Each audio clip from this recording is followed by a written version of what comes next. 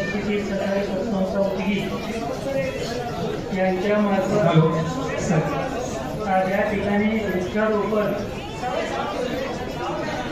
विशेष प्रतिभा पुरस्कार आयोजित केलेले या उद्घाटन प्रसंगी या ठिकाणी उपस्थित असलेले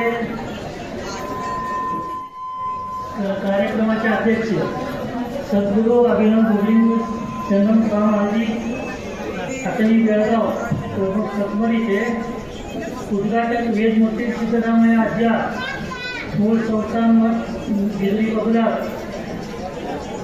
तुकाराम बाबा महाराज अमोद डोकरे साहेब सहाय्यक निबंधक भीमराय बिराजदार माजी सरपंच महादेव आमकरजी उपस्थित या रोगाचे संतोष पाटील पुण्याचे शंकरबा बिराजदार इतर सर्व बरीच नावं आहेत या ठिकाणी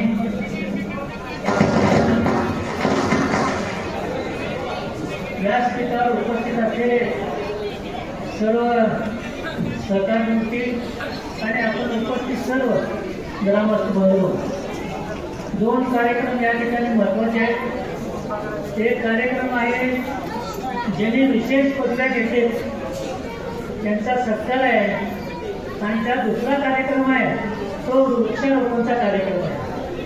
तुकाराम महाराजांनी सांगितलेले वृक्ष वल्ले आम्हा सोयरे वंचले म्हणजे वृक्षवल्लीला एवढं महत्त्व दिले तुकाराम महाराजांनी तो आज वृक्षारोपणचा कार्यक्रम आहे। या दोन कार्यक्रमाला हे सर्व मंडळी या ठिकाणी उपस्थित आहेत। मला एक संघाचा कार्यक्रम असल्यामुळे तिथं खासदार विशाल पाटील येणार आहेत त्यामुळे मी भाषण संपूर्ण लगेच जाणार आहे कृपा तुम्ही समजून घ्या।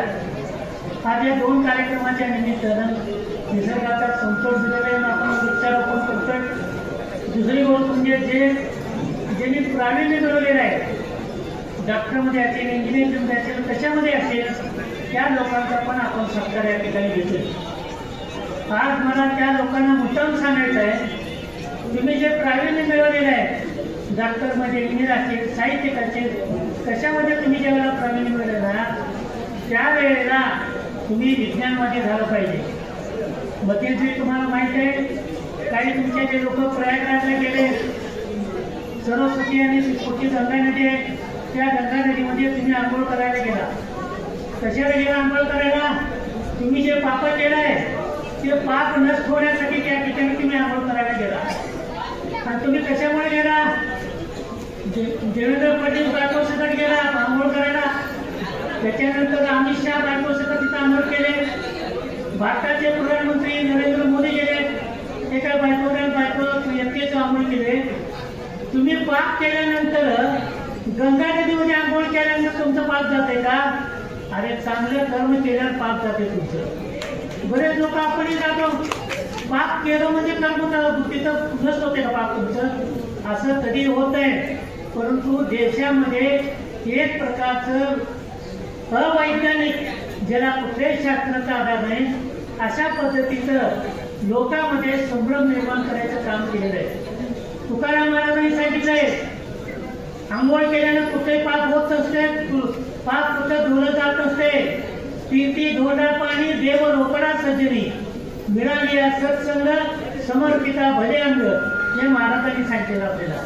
बसवेश्वरांनी सांगितले काय वेळेला सांगितलंय अरे कर्म म्हणजे तुमचा स्वर्ग आहे असं सांगणारे महात्मा बसवेश्वर होते आणि आपण कुठं चाललोय एक वेगळ्या अज्ञानी माणसाकडे आपण चाललोय जिथं अवैज्ञानिक आहे ज्याला विज्ञानाचा आधार आहे अशा गोष्टीकडे या देशाचं लक्ष वेधण्याचं काम सध्याचं सरकार करते आपण समजून घेतलं पाहिजे। या गोष्टी सगळ्यांनी आपण काय सांगतो डॉक्टर लोक सुद्धा आलेले आहेत मी बऱ्याच ठिकाणी जिथं सर्जन डॉक्टरी सर्जरी करतात ऑपरेशन करतात तिथं समोर एक गणपतीचा फोटो असते ऑपरेशन करायच्या वेळेला गणपतीच्या फोटोचं दर्शन घेते आणि मग ऑपरेशन थिएटरमध्ये जाते। वास्तविक पाहता गणपती ऑपरेशन करत नाही ऑपरेशन तुम्ही करताय तुमच्या कामावर तुमचा विश्वास पाहिजे तर त्या ऑपरेशनला अर्थ आहे।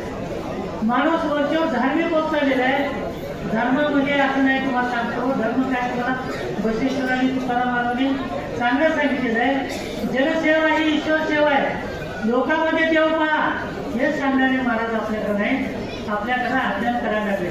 तुम्हाला एक उदाहरण देतो तुम्हाला मध्यंतरी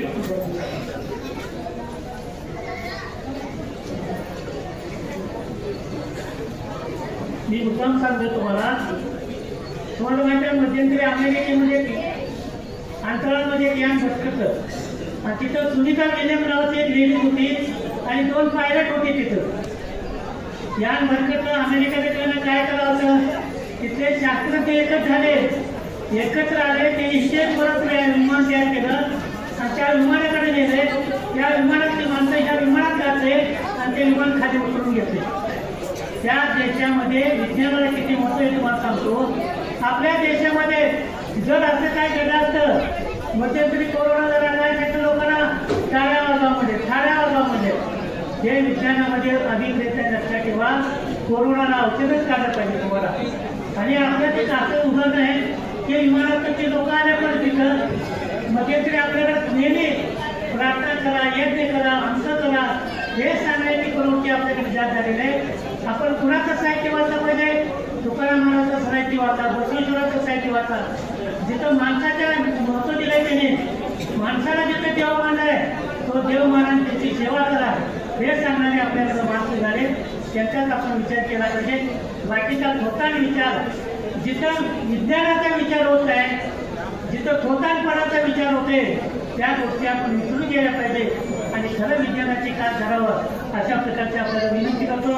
आपण मोठ्या संख्येने या ठिकाणी आलेले महिला मंडळ आपण सुद्धा सगळ्या आले. आपल्याला सगळ्यात महत्त्वाचं असं सांगितलंय, ज्योतिबा फुले, सावित्रीबाई फुले, बाबासाहेब आंबेडकर कुणी असो काय सांगितलं या लोकांनी, तुम्ही शिका म्हणून सांगितलं. ते शिक्षण हे वाघिणीचं दूध आहे. तुम्ही शिकलं पाहिजे. शिकल्यानंतर तुम्ही काही अधिकारी होऊ शकता, काही होऊ शकता. जर शिकला नाही तुम्ही तर आंधळेपणाला तुम्हाला दुसरा उद्योग करावा लागेल. म्हणून शिकण्याचं महत्त्वाचं आहे. सगळ्यांनी जास्तीत जास्त शिक्षणाचा फायदा घ्या. शिकल्यानंतर विज्ञानवादी व्हा एवढं त्या ठिकाणी आपल्याला सांगतो आणि आपल्या जगात येतो. जय हिंद, जय महाराष्ट्र.